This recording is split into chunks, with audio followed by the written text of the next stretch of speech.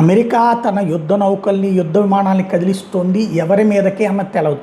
Iran మీదకా లేకపోతే already Venezuela మీదకి వెళ్తుంది అన్నది ఒకటి, తర్వాత మెక్సికో మీదకి అన్నటువంటిది బ్రెజిల్ మీదకి ఒకటి, ఇట్లాంటి ప్రచారం జరుగుతుంటే తాజాగా క్యూబా సరిహద్దుల్లో కూడా పెద్ద ఎత్తున అమెరికన్ యుద్ధ నౌకలు వచ్చి చేరిని. ఇదొక సంచలనాత్మకమైనటువంటి అంశం.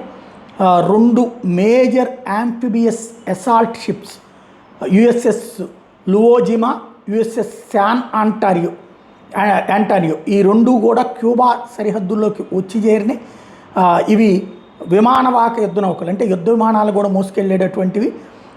ఇదేమి వాస్తవంగా పోని పెట్రోలింగ్ అనడానికి కూడా లేదు, ఇదేమి పెట్రోలింగ్ వెసల్స్ కూడా కాదు. ఒకవైపున వివాదాలు కంటిన్యూగా చేసుకొస్తున్నటువంటి వేళ ఇవన్నీ సంచలనం కలిగిస్తున్నటువంటి పరిస్థితి. ఇంకో పక్కన అటు ఏదైతే కొలంబియా ప్రాంతానికి కూడా యుద్ధ నౌకలు వెళ్ళినటువంటి సిచ్యుయేషన్లో ఏ క్షణంలో ఏమైనా జరుగుతాయా అన్నటువంటి అనుమానాలు అయితే కలుగుతున్నాయి ప్రస్తుతం.